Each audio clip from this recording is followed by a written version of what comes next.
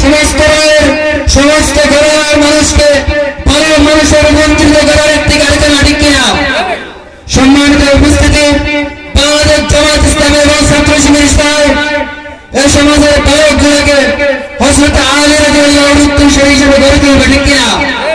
মক্কার জমিনে যখন রাসূল সাল্লাল্লাহু আলাইহি ওয়াসাল্লাম এই দিনের দাওয়াত দিচ্ছিলেন, আপন চাচা আবু লাহাব সহ মক্কার সমস্ত কাফেররা যখন রাসূলের বিপক্ষে দাঁড়িয়েছিল, সেদিন 8 বছরের আলী রাদিয়াল্লাহু দাঁড়িয়ে বলছিল, ইয়া রাসূলুল্লাহ, আমি আপনার পক্ষে আছি ঠিক কিনা? শুধু তাই নয়, উহুদের ময়দানে তখন আমাদের মতো যুবক হযরত মুসআব ইবনে উমাইর যখন রাসূলকে হত্যার জন্য কাফেররা ষড়যন্ত্র করছিল, হযরত উমাইর একাই 1000 সৈনিকের ভূমিকা পালন করে সেদিন রাসূলকে রক্ষা করে নিজের জীবনকে বিলিয়ে দিয়েছেন। বাংলাদেশ জামাত ইসলামী চায় এই সমাজের যুবকগুলোকে সেই উমাইরের উত্তরসূরি হিসেবে গড়ে তুলবে ঠিক কিনা?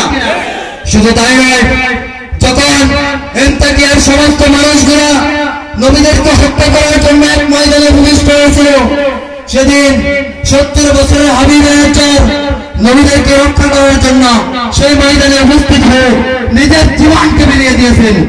আজকের বাংলাদেশ জামাত ইসলামী চায় এই সমাজের সমস্ত বৃত্তগুলোকে সেই হাবিব নাজ্জারের উত্তরসূরি হিসেবে গড়ে তুলবে ঠিক কিনা?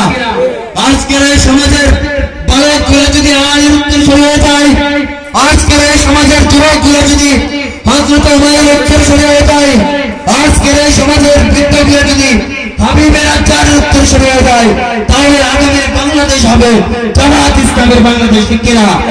আগামীর বাংলাদেশ হবে ইসলামের বাংলাদেশ, আগামীর বাংলাদেশ হবে কোরআনের বাংলাদেশ ঠিক কিনা?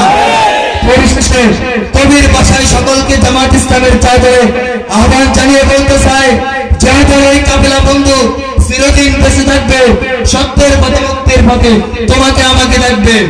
শহীদ খুনে নাচে নাই হেরার কাফেলা সঙ্গ হলে এই কাফেলার এই দ্বীপটা আগাতে মৃত জনপদ থাকবে ইনশাআল্লাহ ঠিক কিনা? এবার আমি আমার উদ্বোধনী বক্তব্য শেষ করছি।